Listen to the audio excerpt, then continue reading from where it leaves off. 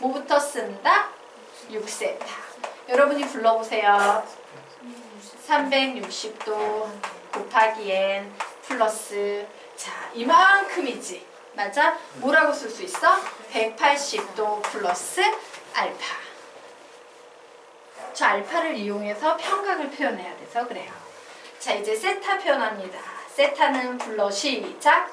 360도 곱하기 n 플러스 알파예요. 두식은 더해야 될까요? 빼야 될까요? 빼야 되겠죠.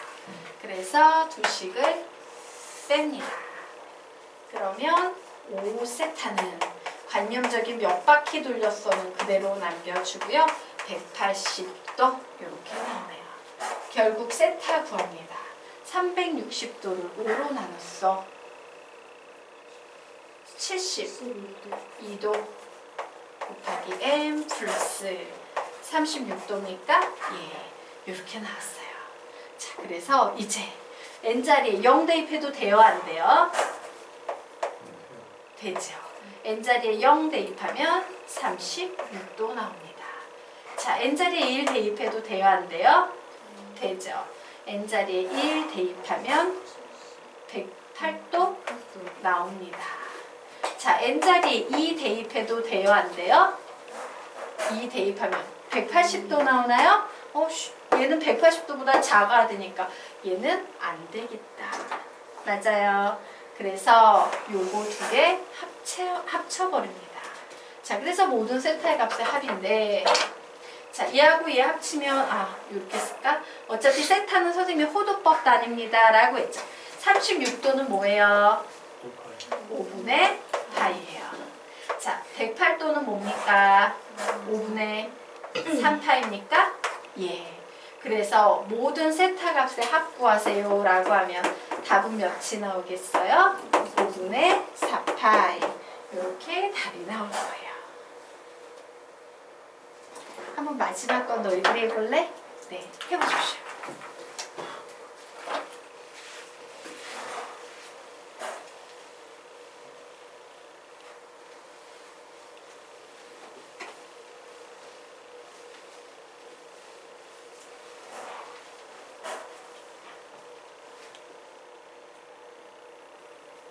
혹시 그림 그리는 데서 막히면 그림은 그려달라고 하세요. 선생님이 도와드리겠습니다. 그림 정도까지는.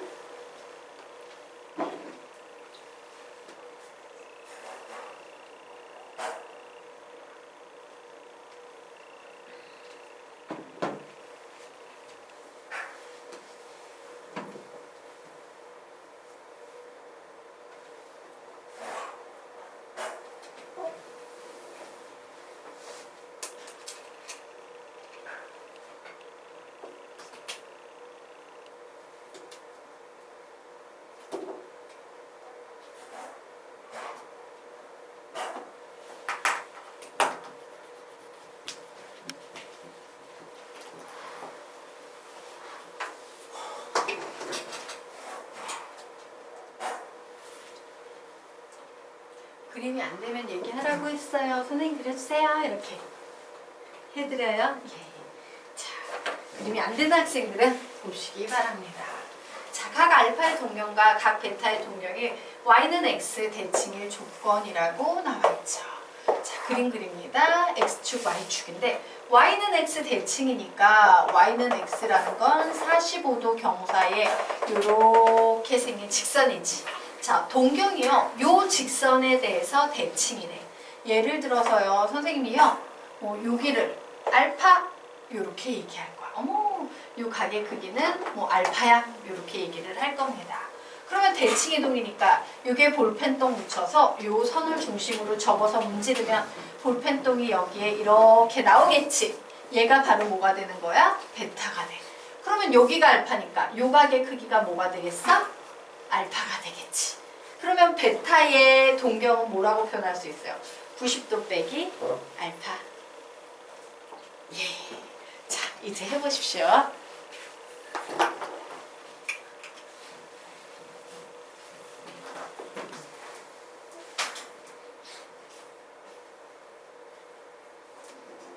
저기 알파가 똑같으니까 좀 그렇지. 그치? 그리고 알파는 다 뭐라고 할까? 세타라고 할게요. 보통 세타가 나오는데 여기서는 알파가 나왔으니까 세타로 바꿔놓고 세타 없애기 해볼 겁니다. 예.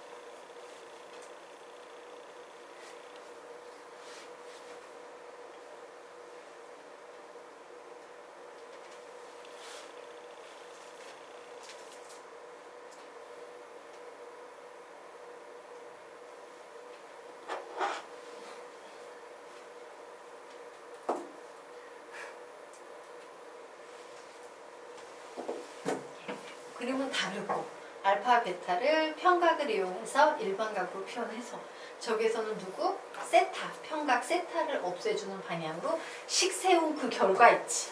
걔가 바로 이 문제의 답이에요. 그냥 조건을 구하시오라고 했기 때문에. 예, 즉 공식은 이런 식으로 만들어낸다 라는 겁니다.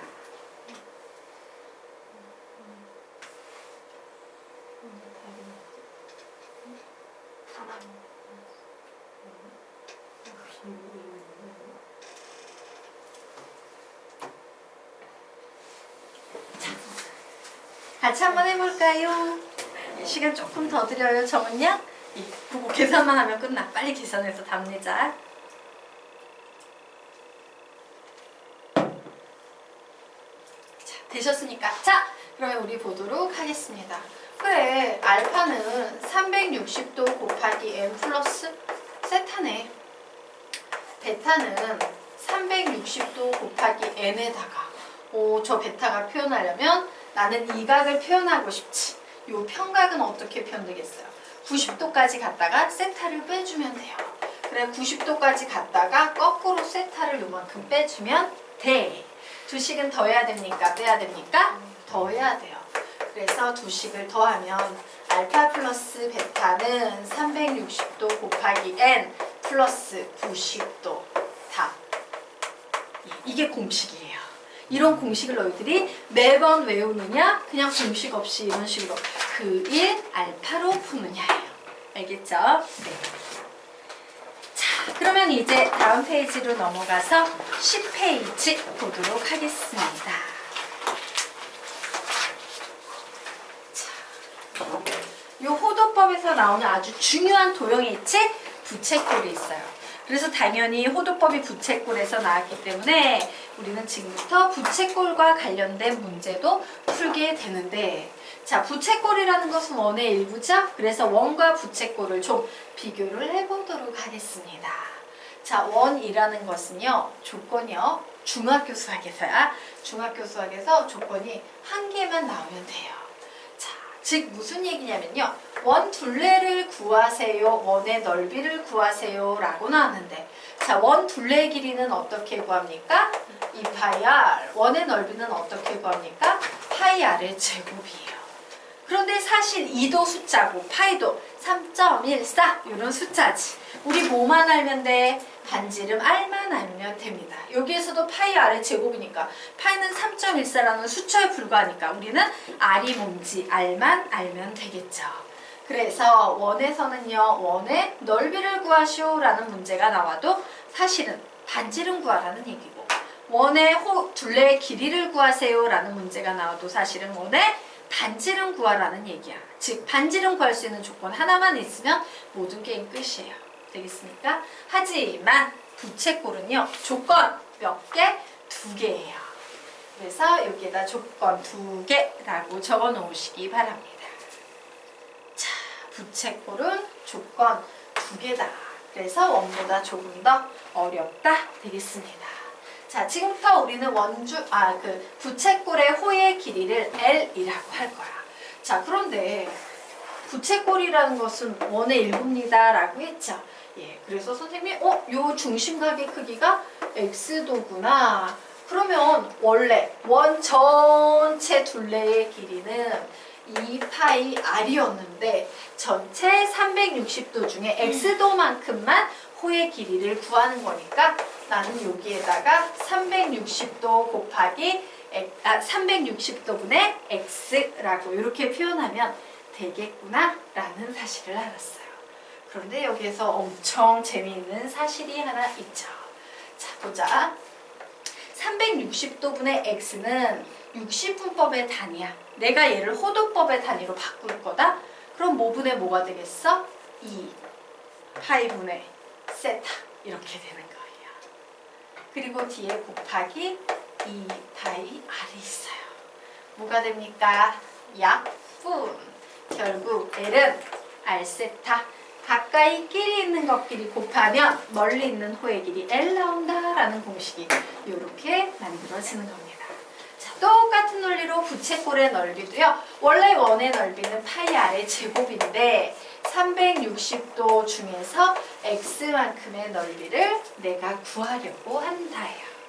자, 그래서 이 녀석을 호도법의 단위로 바꾸면 2파이분의 세타 곱하기 파이 r의 제곱이 돼서 약분 이렇게 돼서 우리는 2분의 1 r의 제곱 세타라고 쓸 수 있죠. 근데 r 세타가 뭐야? L이지. r 세타가 L이니까 우리 이거 2분의 1 r 세타는 L이니까 L 이렇게 바꿀 수 있다 없다? 있다예요. 자, 그래서 공식 정리하도록 하겠습니다. 자, 부채꼴의 호의 길이를 구하는데요. 60분법의 각도인 x가 주어졌어요. 이때는 그냥 어떻게 풀면 된다? 360도분의 x 곱하기 2파이 r로 풀면 됩니다. 하지만 호도법의 단위인 세타가 주어질 땐 그냥 어떻게 풀면 된다? r세타. 되겠죠? 네. 자, 이제 부채꼴의 넓이 보도록 하겠습니다. 60분법의 단위인 x가 주어질 때는 360도분의 x 곱하기 파이 r의 제곱 이렇게 계산하시면 된다. 하지만 호도법의 단위인 세타가 주어질 때는 2분의 1 r의 제곱 세타 혹은요 2분의 1 rl을 사용한다. 그리고 공식의 용도는 아래 나와 있다요. 세타가 주어지냐 L이 주어지냐에 따라서 다르겠죠. 그러면 사실 우리 중학교 때는 요거 많이 했지. 고등학교 때는 뭐 위주로 배운다? 요 녀석 쪽 위주로 배우는 거예요. 되겠습니까? 그래서 우리 지금부터 L은 r세타, S는 2분의 1 r의 제곱 세타, 2분의 1 rl.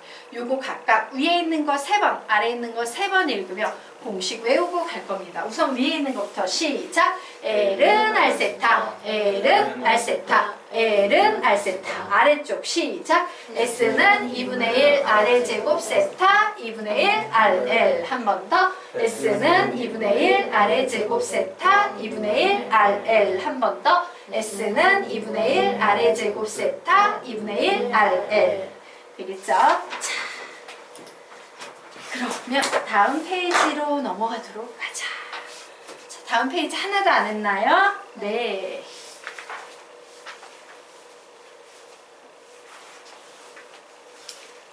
자, 예, 우리요 중학교 때 배웠던 삼각비 연습해 보도록 하겠습니다. 자, 선생님이 그랬죠. 예, 요렇게 나왔을 때 누구나 잘하지만 뒤집혀가지고 안 되는 애들은 뭐 대변분해, 뭐 빗변분해, 대변 뭐 이런 식으로 외우셔야 됩니다 라고 했어요. 근데 여러분은 다 된다라고 생각하니까 그냥 진행할게요. 이과 쪽 가는 학생들은 그거 안 됩니까? 문과 기하 벡터가 있기 때문에 된다라는 전제에서 자, 사인 알파 구하래요. 얘가 알파야. 자, 그러면 이때 사인 알파는 뭐분의 뭡니까? B분의 C예요. 코사인 알파는 뭐분의 뭡니까? B분의 A예요. 이게 딱딱 보여야 돼. 탄젠트 알파는 뭐분의 뭡니까? A분의 C예요. 자, 사인 베타는 이제 요 녀석을 기준으로 문제 풀 거야. 사인 베타는 B분의 A예요. 자, 코사인 베타는 뭡니까? B분의 C예요. 탄젠트 베타는 뭡니까? C분의 A예요. 요게 척척척 되셔야 합니다. 자, 그리고 다시 여기에서도 요 각 기준이 항상 기준이 되는 각 확인하셔야 돼요. 사인 알파는 뭡니까? C분의 B. 코사인 알파는 뭡니까? C분의 A. 탄젠트 알파는 뭡니까? 탄젠트 알파는 A분의 B예요. 여기서 안 되네. 왜 A분의 B인지 알겠나? 네, 요거 돼야 돼요. 네. 자, 그래서 여기까지가 우리가 중학교 때 배웠던 삼각비였어요. 자, 그런데 이 삼각비라는 것은 결국에 뭐라 그랬어, 선생님이? 와, 여기에 이렇게 세 개의 변이 있을 때 이 변 사이의 길이 B야 라고 했지. 그러면 C분의 A라는 길이비가 있으면 반대로 A분의 C라는 길이비도 있을 수 있겠지.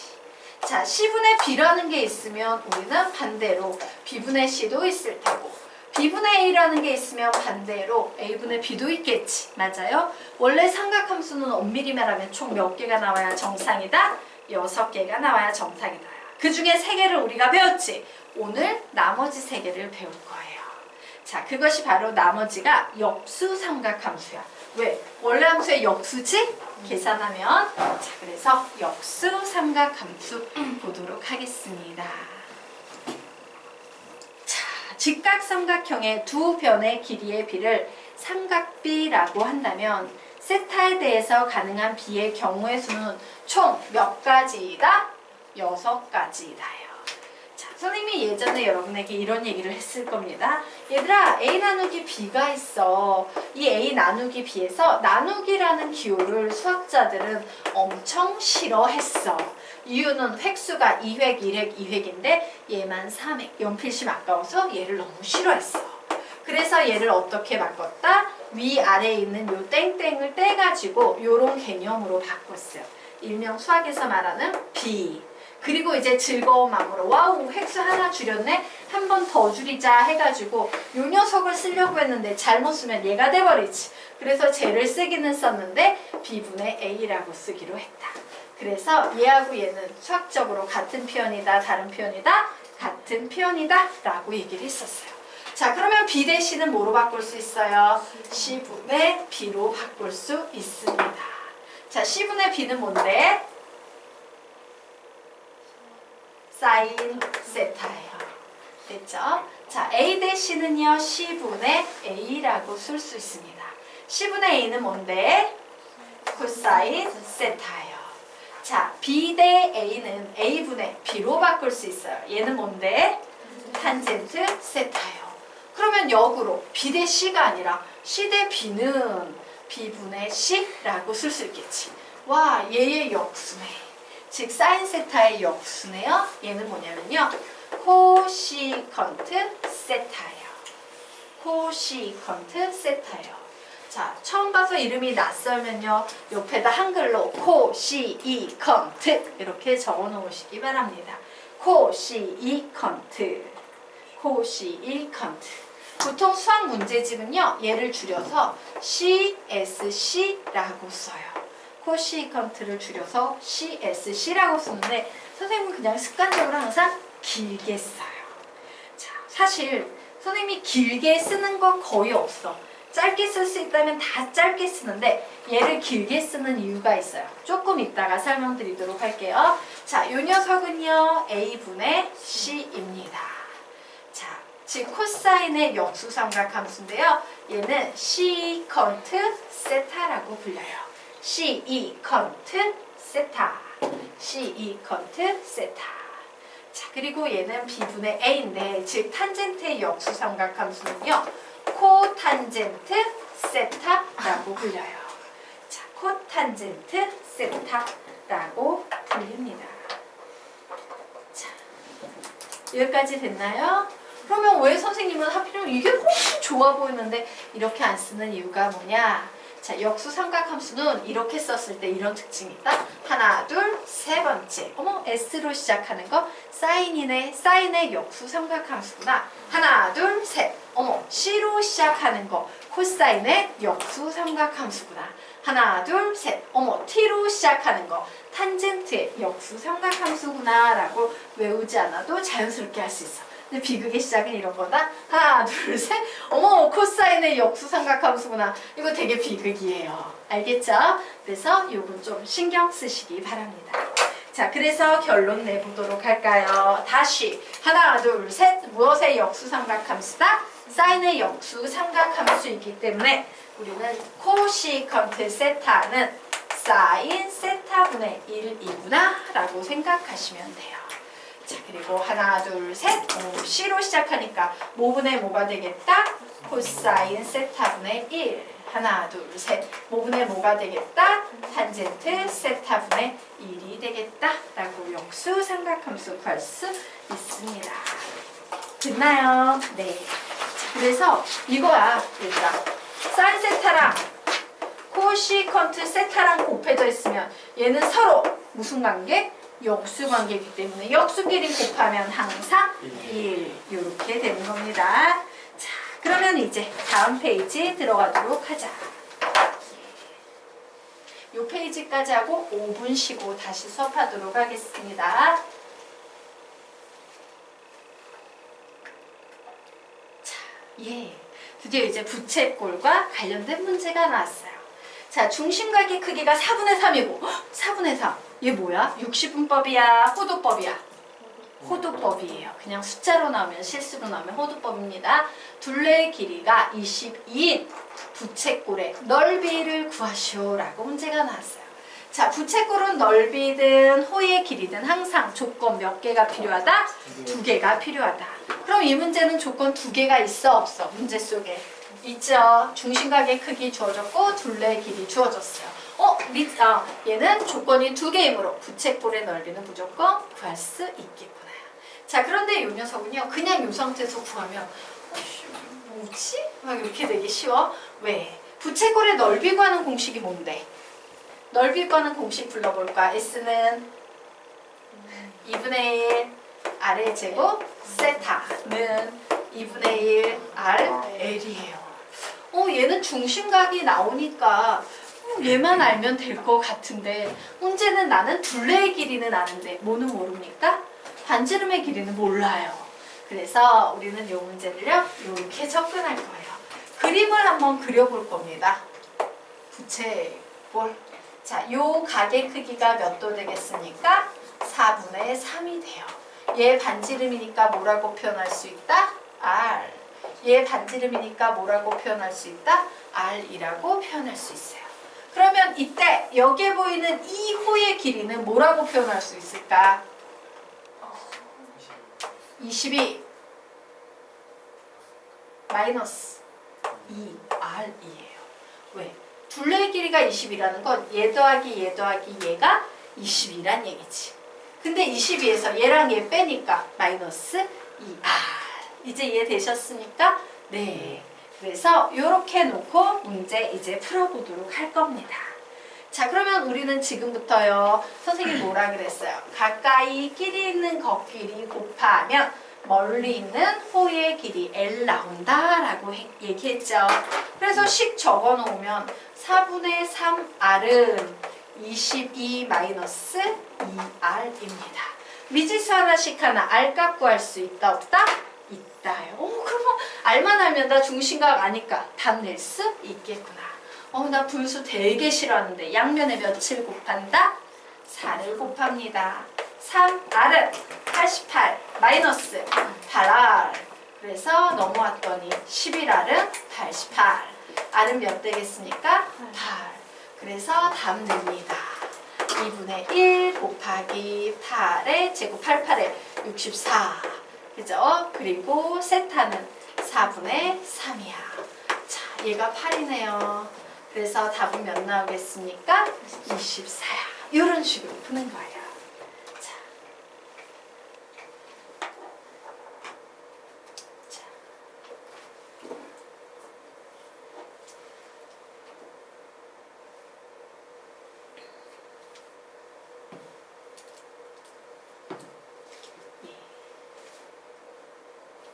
되셨습니까? 네. 자, 그러면 이제 두 번째 문제 보도록 하겠습니다. 첫 번째 문제보다 두 번째 문제가 조금 더 어려운 유형입니다. 자, 이유는 왜 그런지 볼까요? 우선 부채꼴 나오고 있고요. 부채꼴의 중심각의 크기를 묻고 있습니다. 자, 부채꼴 문제는 항상 조건 몇 개 주어줘야 돼요? 2개 주어줘야 돼요. 자, 이 문제 속에 주어진 조건 한번 얘기해봐. 무슨 조건이 보여? 예. 여러분은요, 요걸 보셔야 돼요. 여러분, 일정이라는 말. 수학에서 굉장히 중요한 말입니다. 얘는 뭐냐면, 솔직히 너희들은 둘레 길이를 알아? 몰라? 몰라. 근데 일정이라는 건, 야, 너희들이 길이는 모르지만 중요한 건 일정. 하나로 고정된 값으로 정해져 있다는 거야. 하필이면 재수없게 그 고정된 값을 모를 뿐이야. 하지만 우리는 일정이라는 말이 나오면 그 둘레의 길이가 뭔지 모르겠지만 K라고 고정된 값이라고 하자라고 가정을 해놓고 문제를 풀란 얘기예요. 알겠습니까? 앞으로 일정이라는 말 나오면 항상 그 일정한 값을 는 K로 놓고 푸시는 겁니다. 자, 두 번째 조건 뭐가 보입니까? 부채꼴 중에서 넓이가 최대여야 돼 라는 조건이 나와 있어요. 자, 이 두 개의 조건을 이용해서 중심각의 크기를 구하는 겁니다. 자, 둘레 길이 나왔지. 선생님이 위에서 둘레 길이 나와서 어떻게 했어요?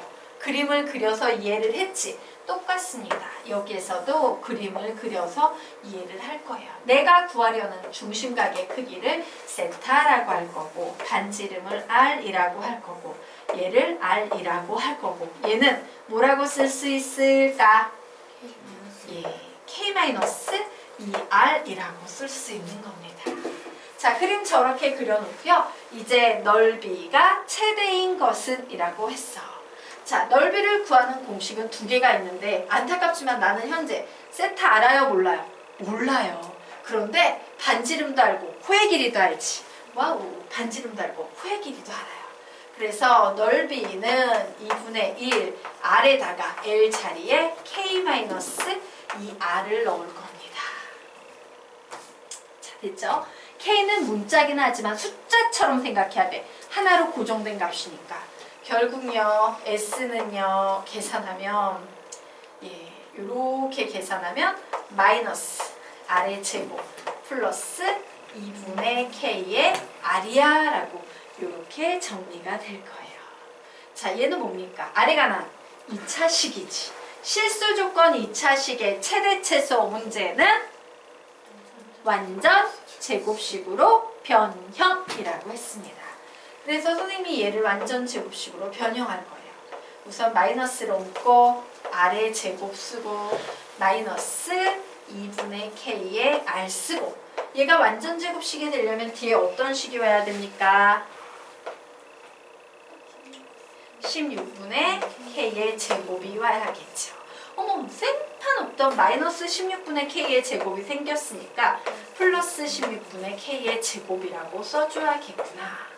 아, 결국 마이너스 R 마이너스 4분의 K의 제곱 플러스 16분의 K의 제곱이어서 그 넓이가 최대가 되는 경우는 R이 4분의 K일 때 넓이가 뭐가 되는 겁니까? 16분의 K의 제곱이 될 때가 최대인 경우가 되고 있는 거야. 맞습니까? 네. 그래서 이제 R이 4분의 K인 걸 알았어. R이 4분의 K구나. 얘가 4분의 K예요. 얘도 4분의 K예요. 자, R은 4분의 K니까 얘는 2R이니까 2분의 K입니까? 예. 얘는요. K-2분의 K예요. 결국 얘 몇 되겠습니까? 2분의 K. 요렇게 나왔지. 게임은 끝났습니다. 가까이 길이 있는 것끼리 곱하면 멀리 있는 호의 길이 나온다요. 얘 4분의 K인데 세타가 뭐가 돼야지만 2분의 K라는 호의 길이가 되겠다? 세타는 2. 가까이 끼리 있는 것끼리 곱하면 멀리 있는 호의 길이 L 나온다. 되겠습니까? 네. 이런 식으로 푸는 겁니다. 자, 됐죠? 예. 그 아래에 사인 75도의 값을 구해보래요. 자, 요거 한번 구해보시기 바랍니다. 이거 중학교 때도 나오는 것 같은데. 네.